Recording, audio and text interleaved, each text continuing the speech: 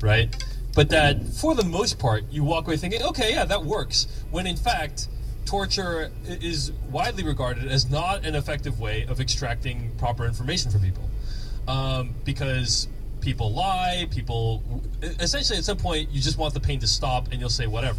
And we saw a little bit of that in the movie. Yeah, we did. Yeah. So again, I'm I don't really have an opinion one way or the other at this point.